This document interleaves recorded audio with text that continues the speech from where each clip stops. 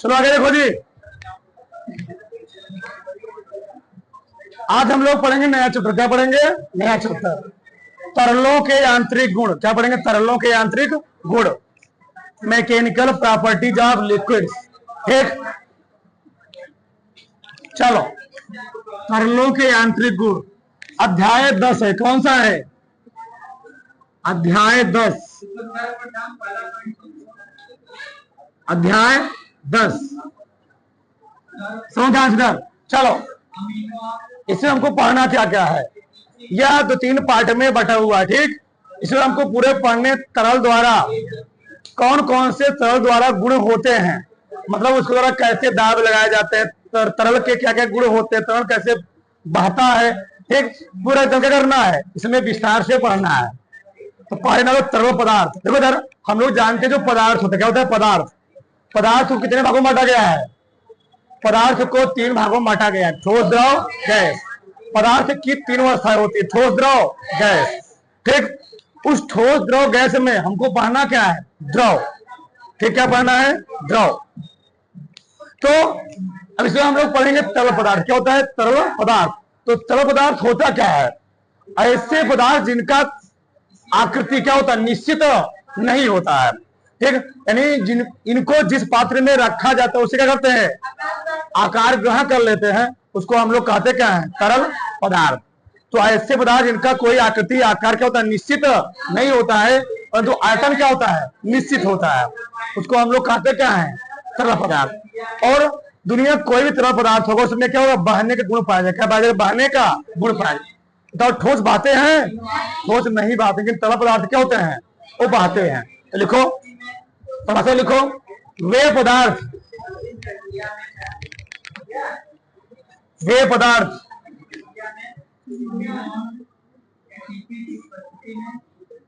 पदार्थ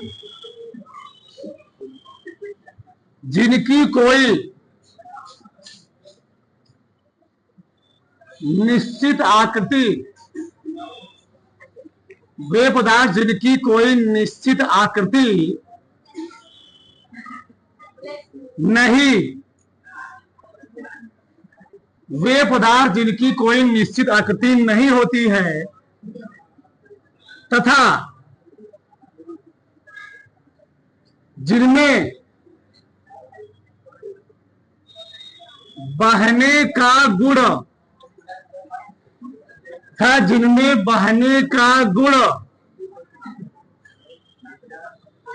पाया जाता है उसे तरल पदार्थ कहते हैं। उसे तरल पदार्थ कहते हैं। तो वे पदार्थ जिनकी कोई निश्चित आकृति नहीं होती तथा जिनमें क्या होता है? बहने का गुण पाया जाता है, उसको हम लोग कहते क्या है? तरल पदार्थ कहते हैं। उससे आगे लिखो, इन पदार्थों को जिन बर्तन में रखा जाता है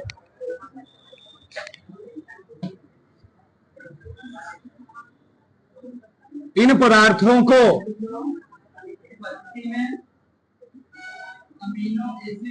जिन बर्तन या पात्र में रखा जाता है उसी का आकार ग्रहण कर लेते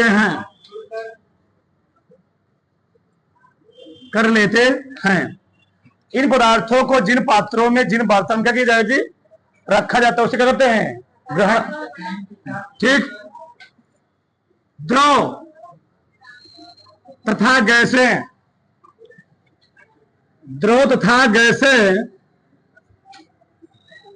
तरल पदार्थ की श्रेणी में आती हैं। तरल पदार्थ की श्रेणी में आती है।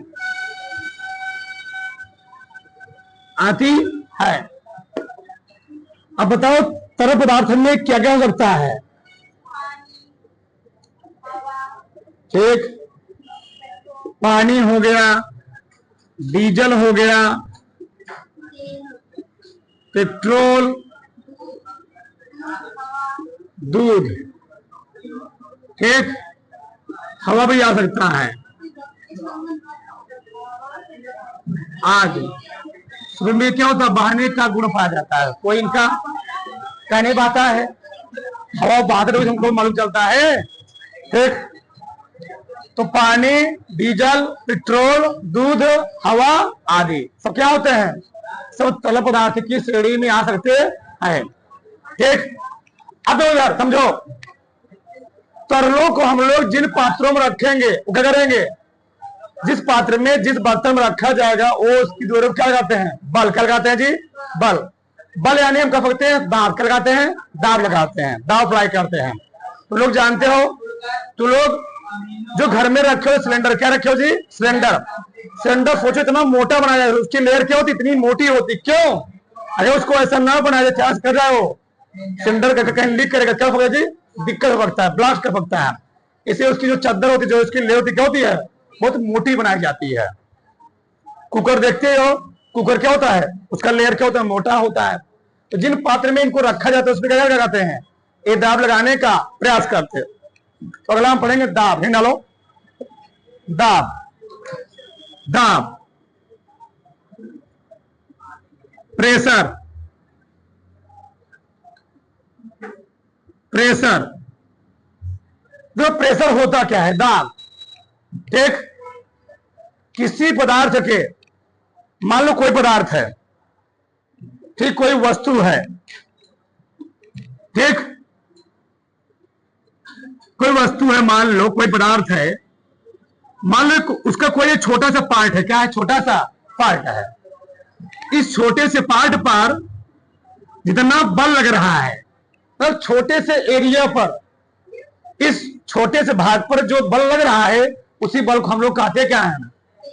क्या कहते हैं? दाब कहते हैं। तो किसी पदार्थ के एकांक क्षेत्रफल पर, यानी इकाई क्षेत्रफल पर लगने वाले बल को हम लोग कहते क्या हैं? दाब कहते हैं। तो किसी पदार्थ के इकाई क्षेत्रफल पर या एकांक क्षेत्रफल पर कितना दबाव अप्लाई हो रहा है, कितना बल अप्लाई हो रहा है, उसी बल को हम लोग कहते क्या हैं? दाब कहते हैं, ठीक। मान लो, अब यही मान लो मोबाइल है। क्या है? मोबाइल है। इसका मान लो एक क्या है? इकाई क्षेत्रफल है, ठीक। तब रेडियस कितना इसका है? रेडियस कोई भी हो, उसका क्षेत्रफल हमने हल कितना गया? 1 मीटर या 1 सेंटीमीटर स्क्वायर आ गया, ठीक। तो उसके इकाई क्षेत्रफल पर जो बल लगता है, उसके इकाई क्षेत्रफल जो बल लगाया जा रहा है, उसी बल को हम लोग कहते क्या है? दाब कहते हैं। तो किसी वस्तु या किसी पदार्थ के इकाई क्षेत्रफल पर लगने वाले दाब हम लोग कहते क्या है? बल को हम लोग क्या कहते हैं? दाब कहते हैं। लिखो इसमें,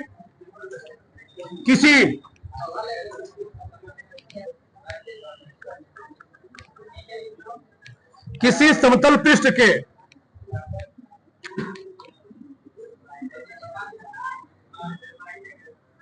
किसी समतल पृष्ठ के किसी समतल पृष्ठ के एकांक क्षेत्रफल पर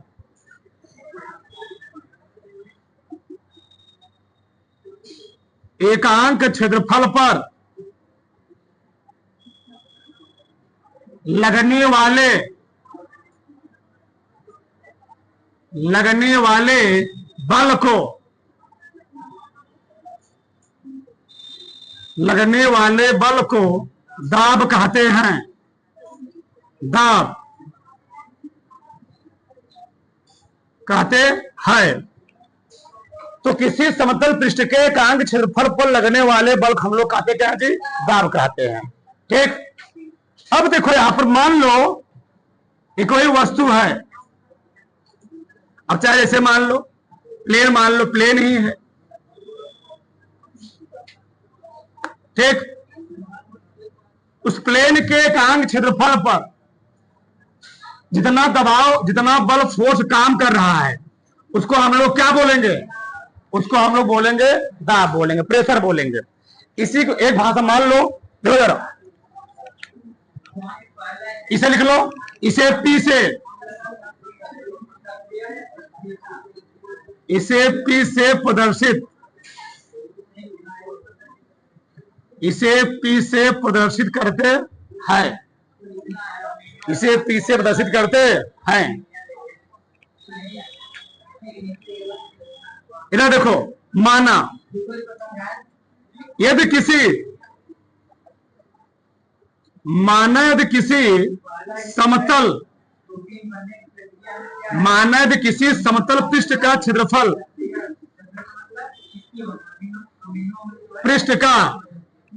माना यदि किसी समतल पृष्ठ का क्षेत्रफल A तथा उस पर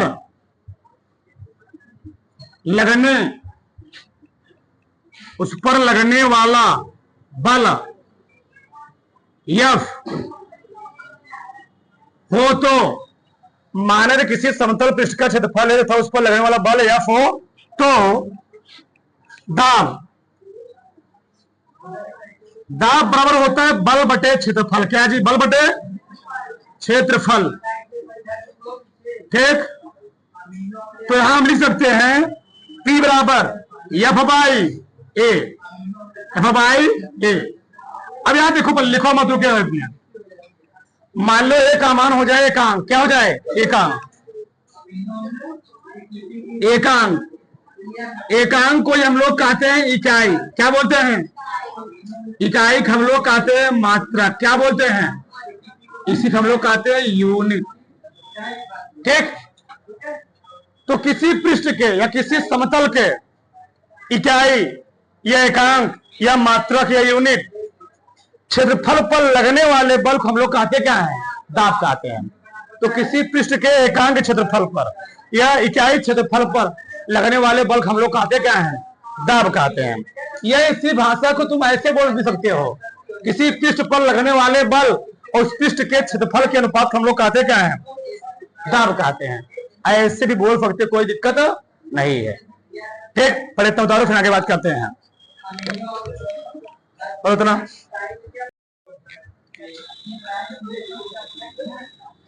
अरे लिखो, दाब का मात्रक व विमीय सूत्र, दाब का मात्रक व विमीय सूत्र, दाब का मात्रक व विमीय सूत्र। सब ध्यान से बताओ आप लोग, हम लोगों ने क्या पढ़ा? दाब बराबर क्या होता है? बल बटे क्षेत्रफल। दाब बराबर बल बटे क्षेत्रफल। बल को हम लोग दिखाते हैं F से। किससे जी? F से। क्षेत्रफल को A से। सही है ना? आगे देखो, निकालते हैं दाब का मात्रक।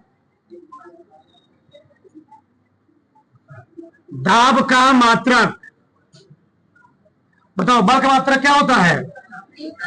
बल का मात्रक न्यूटन। क्षेत्रफल मात्रक क्या होता है? Metre square. तो क्या आ जाएगा?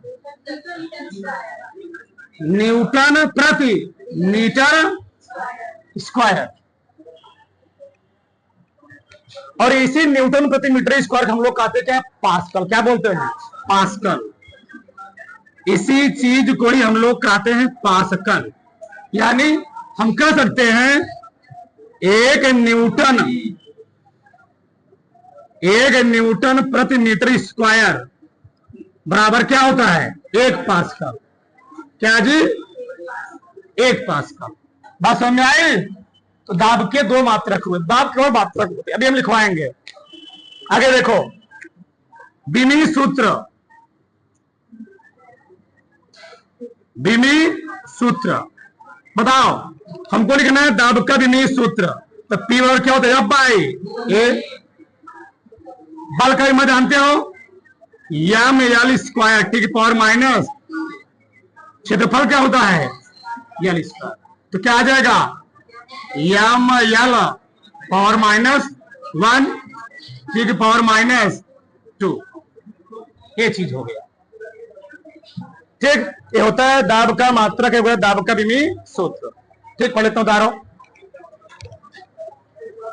डालो इधर पहले। चलो आगे देखो, इधर दाब के और मात्रक होते, लिखो दाब के अन्य मात्रक,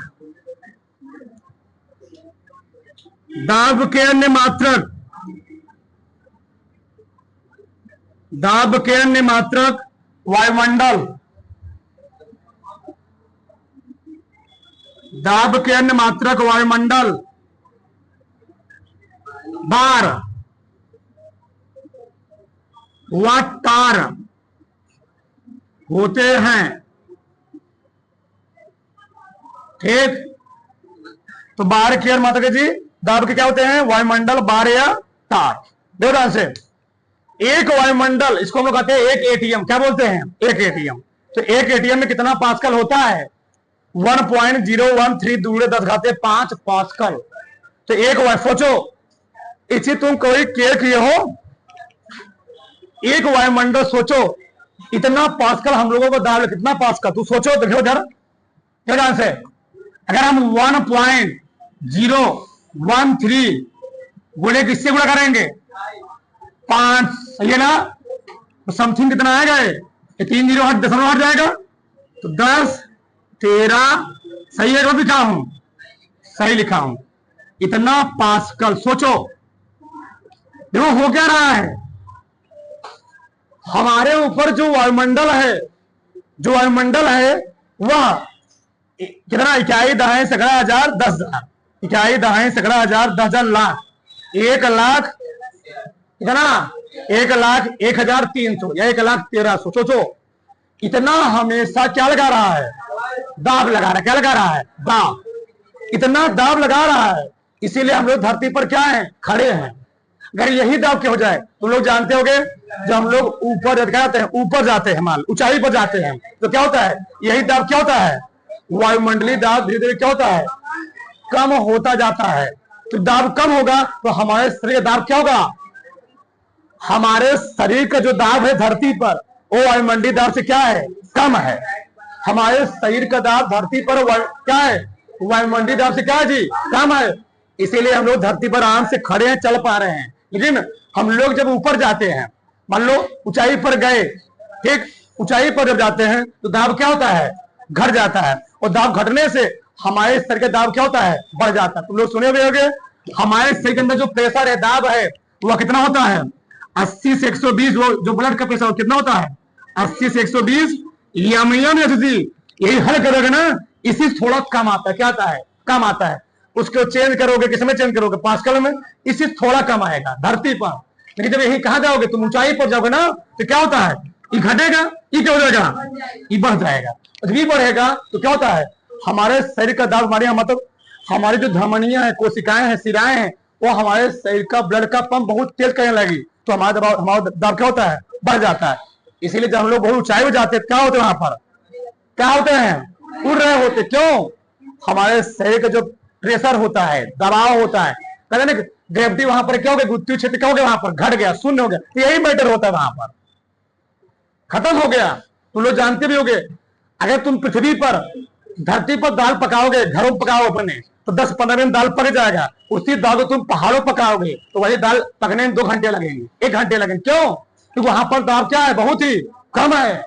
दाब घट गया, वो दाल पकवा ही नहीं करेगा, पकेगा लेकिन 2 घंटे लगेंगे, तो धरती पकेगा। वही चले गए पर तुम और ऊंचाई पे चले गए। सोचो 8, ठीक, कितना ऊंचाई है? 8,848, मान लो मोटा मोटा 8 किलोमीटर। सोचो अगर तुम चले कितना किलोमीटर? 20 किलोमीटर पर, तो पकवा ही नहीं करेगा। दबाव क्या हो गया? एकदम घट गया। इसीलिए जो जहाजें होती हैं वह बहुत अधिक ऊंचाई तक नहीं जाती है। प्रेशर बहुत क्या होता है? अधिक हो जाता है। ठीक, कम होगा दिक्कत हो जाएगी, यही चीज होता है। भाषा में तो वायुमंडल, तो दाब के अनुमात्रक कौन कौन होते हैं? वायुमंडल, बार, तार। तो एक वायुमंडल में कितना है? हम 1.013 पूरे 10⁵5 पास्कल। एक बार में कई पास्कल? 10⁵5 पास्कल। इसको तुम लोग जानते होंगे।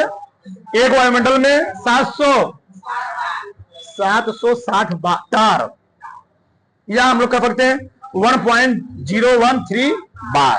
तो एक तार में कई पास्कल? 133 पास्कल। बताओ, यहां तक किसी कोई दिक्कत?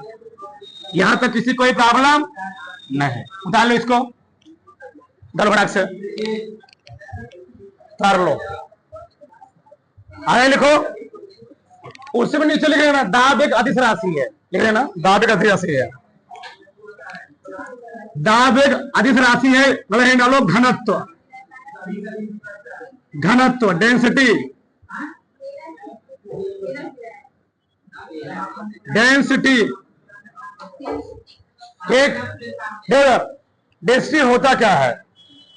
किसी पदार्थ के इकाई आयतन में उपस्थित पदार्थ की मात्रा को, पदार्थ की मात्रा को हम लोग कहते क्या है? घनत्व कहते हैं। लिखो, लिखो हमारे साथ, किसी पदार्थ के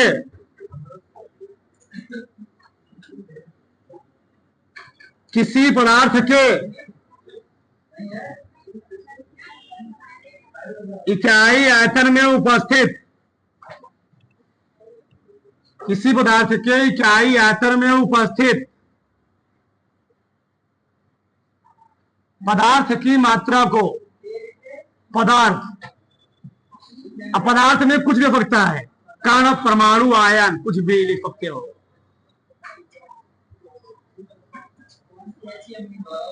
ठीक, उपस्थित पदार्थ की मात्रा को घनत्व कहते हैं, घनत्व कहते हैं। तो किसी पदार्थ के इकाई आयतन में उपस्थित पदार्थ की मात्रा हम लोग कहते क्या जी? घनत्व। ठीक, इसे हम लोग दिखाते हैं रो से, इसे रो से क्या करते हैं? प्रदर्शित करते हैं, प्रदर्शित करते हैं।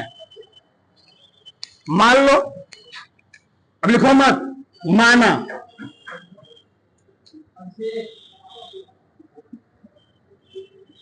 माना किसी पदार्थ, माना किसी पदार्थ के इकाई आयतन, इकाई आयतन भी में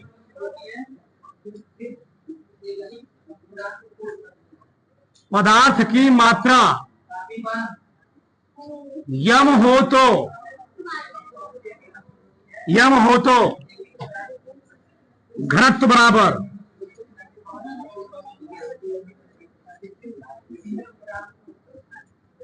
द्रव्यमान बटे आयतन, द्रव्यमान बटे आयतन, यानी रो बराबर द्रव्यमान दिखाते कैसे हैं? यम से बटे भी। रो बराबर क्या हो गया? यम बटे भी। मतलब किसी पदार्थ की इकाई या एकांक या प्रति, अगर तुमको परिभाषा देना हो किसी पदार्थ के इकाई या एकांक या प्रति आयतन में उपस्थित द्रव्यमान हम लोग कहते क्या है? किसी पदार्थ के इकाई, प्रति, प्रति बोलते हैं, प्रति है, बटा है प्रति, तो किसी पदार्थ के प्रति इकाई आयतन में उपस्थित द्रव्यमान को घनत्व कहते हैं। ठीक, कोई दिक्कत? ऐसे सबको परिभाषा देना, रटना थोड़ा है। ठीक, ये हो गया। आगे डालो, घनत्व का मात्रक व विमेय सूत्र, घनत्व का मात्रक व विमेय सूत्र बताओ। रो बराबर क्या जानते हैं? यम बटे वी। द्रव्यमान मात्रक क्या होता है? किलोग्राम। आयतन का मीटर क्यूब। क्या आ जाएगा? किलोग्राम प्रति मीटर क्यूब। ठीक, ये होगा इसका मात्रा। बीमा क्या हो जाएगा जी? बीमा बताओ, यम की बीमा क्या होती है? यमई होती है ना आयतन की। क्या आ जाएगा? ठीक है, पावर जीरो भी लिखना पड़ेगा। ठीक, कैसी राशि है? अदिश सदिश। घन तो कैसी राशि है? अदिश राशि है। ठीक, अदिश राशि सही है। उतार लो फटाक से। चलो आगे देखो, अगला हम लोग पढ़ेंगे तरल दाब। क्या तरल दाब? देखो होता क्या है। मान लो कोई पात्र है,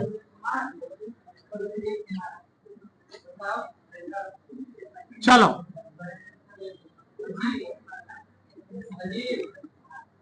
इसमें भरा गया है कोई लिक्विड,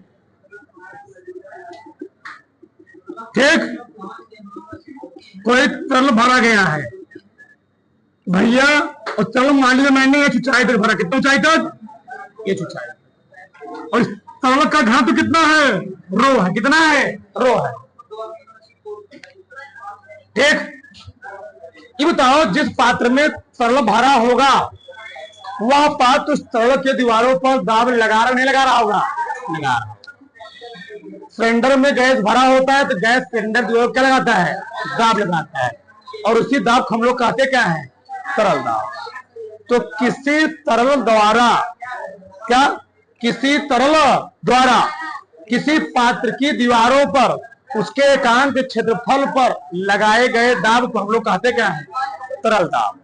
तुम लोग जानते होंगे जो समुद्रों में या नदियों में जो मछलियां होती हैं वो बहुत गहराई पर नहीं जाती है। क्यों? ठीक, तुम लोग ये भी जानते होंगे समुद्रों में जो बाहरी अटैक के लिए जो हम समुद्रों में लोग भेजते हैं सबमरीन। सुने कभी नाम? सबमरीन। क्या होता है? सबमरीन। जो सबमरीन जहाज होती है उसमें क्या बैठे होते हैं? लड़ाकू सैनिक। क्या बैठे होते हैं? लड़ाकू। मान लो कोई वायु आक्रमण किया, सही है, दिख जाएगा। अब कोई समुद्र से अगर अटैक कर दिया मान लो किसी देश में, क्या हो सकता है? दिक्कत। इसीलिए हर देश ने क्या किया हुआ है? समुद्र के अंदर भी अपने सैनिक क्या किए हुए हैं? सैनिकों का जाल बिछाया हुआ है। किसके माध्यम से? सबमरीन के माध्यम से। जो सबमरीन भी होता है ना वह समुद्र में बहुत डीपली अंदर नहीं जाती है। क्यों? उसके ऊपर प्रेशर क्या हो जाएगा? बहुत ज्यादा हो जाएगा और दिक्कत फट जा सकती है। जो मछलियां भी होती हैं वह समुद्र के अंदर 500 से 800 मीटर के रेंज तक ही रहती हैं। और सोचो समुद्र की गहराई, प्रशांत महासागर में गर्त है मेरियाना ट्रेंच, उसकी गहराई कितना है? 11 किलोमीटर। दुनिया का सबसे गहरा गर्त 11 किलोमीटर। सोचो। और मछली कितनी गहरी जाएगी? 800 से 1000 मीटर तक की हो जाती है। मीटर और 1 किलोमीटर मैक्सिमम कितना मान लो? 1 किलोमीटर। क्यों? उससे गहराई तक जाएंगी उनके ऊपर पानी का जो लोड है क्या हो जाएगा? बहुत ज्यादा हो जाएगा। तो मछली वहां पर उसको दिक्कत होगा, प्रेशर का भाव होगा।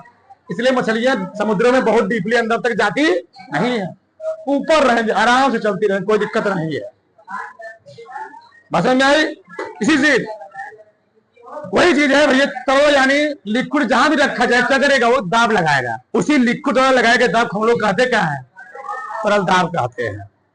बात समझ में रहा है? ये बताओ जब तुम लोग तालाबों में कूदते हो, नहर में कूद रहे हो, टंकी में कूदते हो तो टंकी करती क्या नीचे से? तो ऊपर फेंकने का एक दाब लगा रही है, प्रयास कर रही है। माल तो ना मर जाने पर आदमी क्या होता है? उतरा था वो अलग, बट क्यों जानते हो? क्योंकि हमारे शरीर में जो हवा होती है, देखो दो चीज, जब आदमी जिंदा होता है डूब रहा होता है, जब आदमी क्या होता है? मर जाता है, क्या होता है? तैर रहा होता है। क्यों?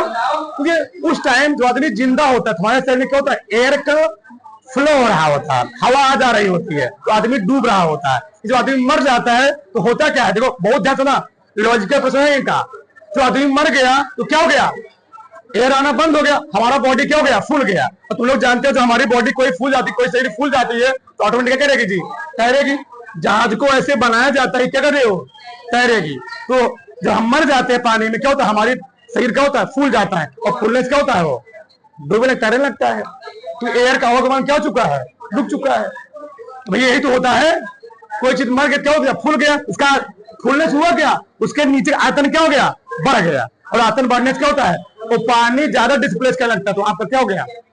डूबने लगता है, तैरने लगता है। तो कहने मतलब बात समझ में आई? समझ में आई? तो वही चीज है। तो लिखो, तुम्हें परिभाषा लिखो।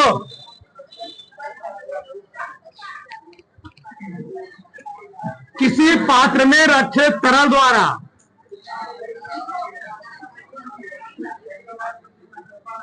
किसी पात्र में रखे तरल द्वारा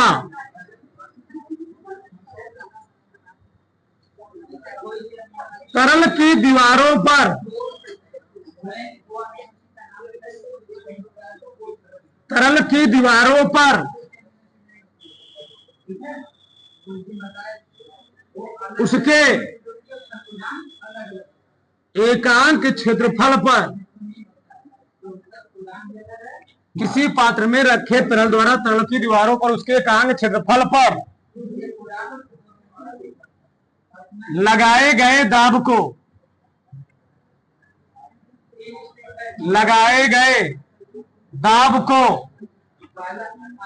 तरल दाब कहते हैं। तरल दाब कहते हैं। तो किसी पात्र में रखे तरल द्वारा तरल की दीवारों पर उसके एकांक क्षेत्रफल पर लगाए गए दाब हम लोग कहते क्या जी? तरल दाब कहते हैं। तो समझो, माना किसी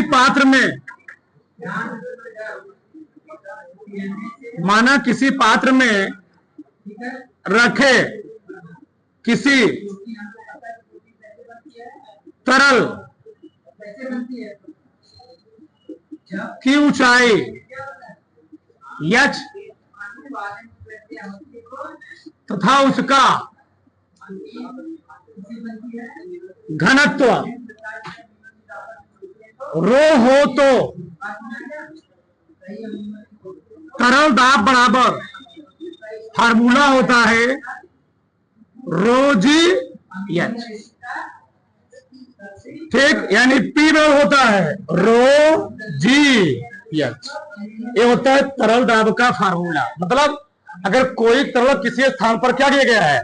रखा गया है, उस तरल के द्वारा उसके दीवारों पर, मान लो यहां पर कितना वह दबाव लगाएगा, क्या करेंगे? निकाल लेंगे। उस तरल को क्या दिया रहेगा? हमको घनत्व क्या दिया रहेगा? घनत्व। जी क्या है? गुरुत्वीय त्वरण। एच क्या है? पात्र में भरे जल की या तरल की ऊंचाई। हल कर लेंगे, निकाल आएगा पी। इससे मालूम चलेगा उसके एकांक क्षेत्रफल पर कितना दाब लग रहा है। ठीक, उतार लो इस चीज को, डाल लो फटाक से। चलो आगे देखो, हमें लिए प्रश्न देखो, जब एक लोहे कील पर 50 न्यूटन का बल लगाया जाता है, कितना न्यूटन का? 50 न्यूटन का। यदि उसकी नोक का क्षेत्रफल कितना है? 0.001 सेंटीमीटर स्क्वायर हो, उस पर लगने वाले दाब की गणना कीजिए। सब सही है, लेकिन क्षेत्रफल क्या दिया? थोड़ा उल्टा सीधा दिया है। पहले लिख लो हल बताओ, बल कितना दिया? बल यानी फोर्स दिया 50 न्यूटन। ठीक, क्षेत्रफल यानी ए कितना दिया? 0.001 सेंटीमीटर स्क्वायर। पहले इसको थोड़ा सही चेंज करो, दशमलव को हटाने के लिए किस भाई दोगे? 1000 से ना आ जाएगा 1 गुणे 10 घाते -3 सेंटीमीटर। सब लोग सहमत हो? ऊपर भी 1000 से गुणा करोगे, नीचे भी 1000 से गुणा करोगे। जब ऊपर 1000 से गुणा करोगे 1 आएगा, और नीचे करोगे क्या हो जाएगा? ऊपर जाएगा 10 घाते माइनस। अभी प्रॉब्लम है, क्यों? फिजिक्स में जितना भी सवाल हल करते हैं, कोई भी वैल्यू सेंटीमीटर में नहीं होती, किसमें होती है? मीटर में। तुम लोग जानते हो 1 मीटर बराबर कई सेंटीमीटर? 100 सेंटीमीटर। तो 1 सेंटीमीटर कई मीटर? 1/100 सेंटीमीटर स्क्वायर है। क्या आप जानते हो? 10 घाते -2, 2 दूनी 4, यही आयतन होता था। 10 घाते -6 हो जाता। लंबाई में 10 घाते -2, क्षेत्रफल में 10 घाते -4, आयतन में 10 घाते -6। लंबाई में सेंटीमीटर होता है, क्षेत्रफल में सेंटीमीटर स्क्वायर होता है, आयतन में सेंटीमीटर क्यूब होता है। ठीक, ये आ गया मीटर। थोड़ा और हल कर लो, आ जाएगा 1 गुणे 10 घाते -7। आधे में यही नहीं हल कर पाएंगे, आगे क्या हल होगा? निकाल लो दाम, क्या होता है? बल बटे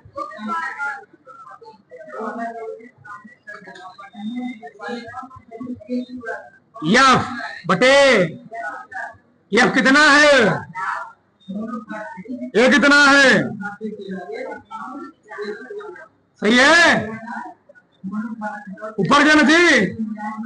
तो 50 गुणे 10 घाते -7 प्लस सही, प्लस 7 प्लस सही नहीं लग रहा है, प्लस सही मन नहीं सही लग रहा है, इसलिए तो 5.00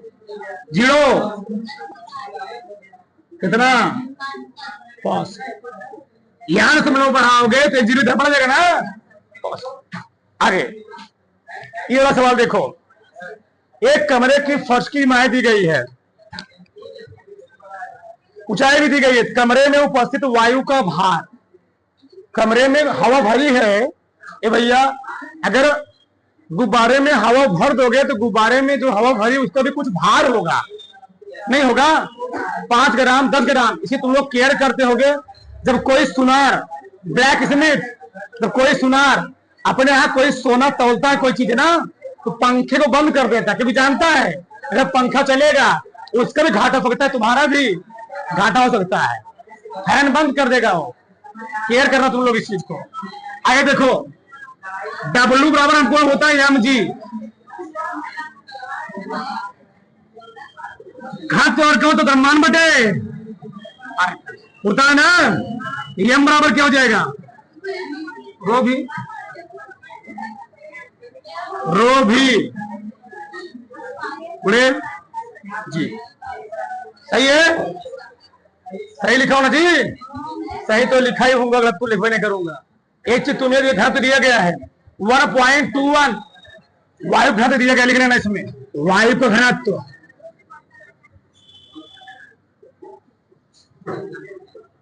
1.21 किलोग्राम मीटर प्रति क्यूब, एक कोष्ठक में दिया गया है। रो कितना दिया गया है?